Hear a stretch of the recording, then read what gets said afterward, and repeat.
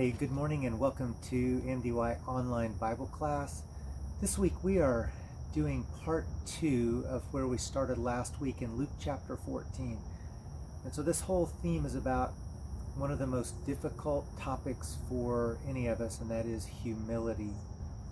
So this is very simple this morning. It is as simple as reading through this scripture and then giving the challenge. There's no deep dive because there's nothing deeper that we need to hear or talk about than this idea of living humbly, not so full of ourselves, not seeking after our own good, our own happiness, but instead living for God's glory and living to bring Him glory on this earth.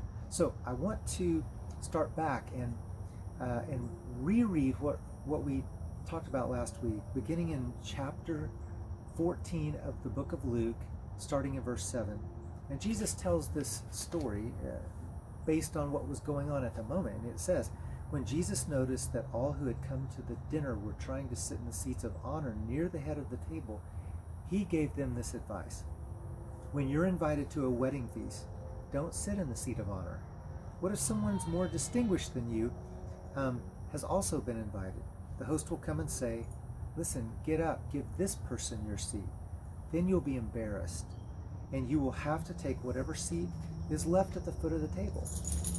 Instead, take the lowest place at the foot of the table. Then when your host sees you, he will come by and say, friend, we have a better place for you. Then you will be honored in front of all the other guests. For those who exalt themselves will be humbled, and those who humble themselves will be exalted. And here's the last section of this passage that we're going to look at today. It's just a further step in humility, a further challenge to our lives.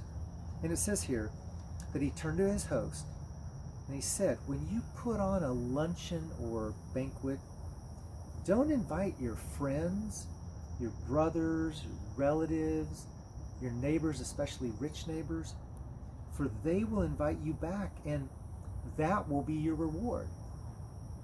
Instead, invite the poor, the crippled, the lame, and the blind.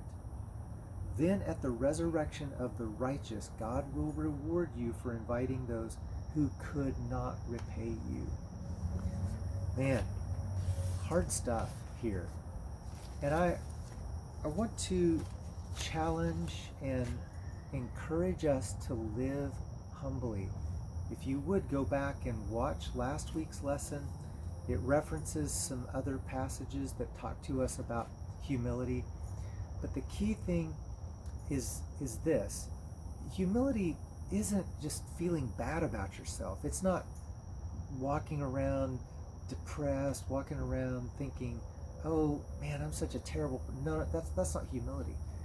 Humility can be practiced by the most important person on this earth.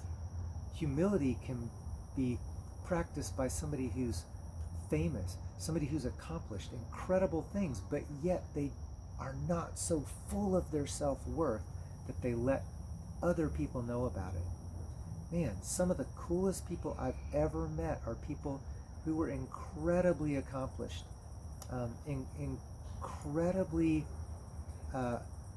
well-rounded in their life. I knew a guy up in Leadville, Colorado, where we live. He was like the most common guy you'd ever want to meet. You would never know that he had been a Navy SEAL and had been on numerous missions with Navy SEALs, rescuing people, saving diplomats, top secret missions, things he couldn't even talk about. But yet, never would you know that he had done those things because he never talked about it himself. He was a very humble person.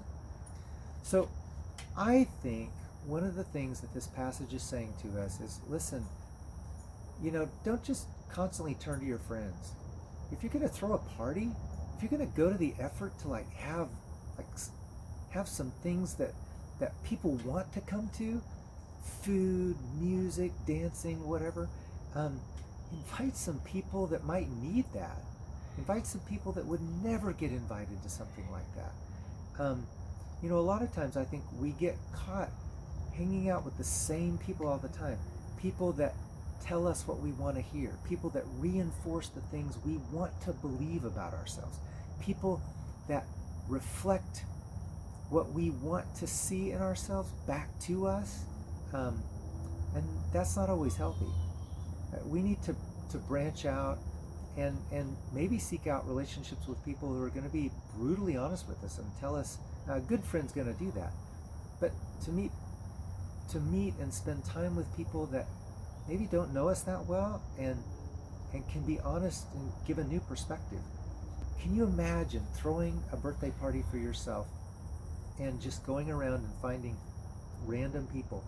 Can you imagine finding kids at school that maybe you're not friends with, maybe no one is friends with, maybe they're kids who don't have friends, and you invite them to your party and they would be like, what? I don't even know your name.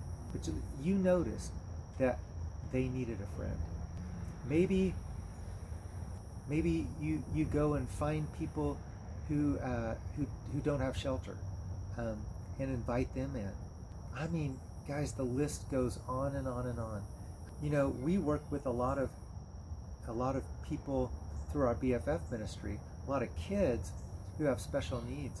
But let me tell you, I think I have seen one of the greatest deficits in our society of adult people with special needs. After they graduate high school, they don't have that built-in community, and they need friends. They need people to reach out to them, to spend time with them. And so I would encourage you, find someone who fits the categories that Jesus told us about here, and just talk with them, be friends with them, invite them to your stuff, invite them to your parties, and then God will see your pure heart, your humility, your desire just to be a kind human being who can look beyond yourself. This is hard stuff. It's really hard because it's uncomfortable, and we're so much about comfort. So now I want to just give a couple of announcements for this week. One is that youth group, midweek youth group, continues this Wednesday night at the East Side building. Man, this last Wednesday was such an encouragement. Such a big group showed up. Thank you for everyone that showed up. And we're going to continue that this week. If the weather's great, we'll meet on the patio again. If not, we'll meet inside. Please wear a mask if we have to go inside.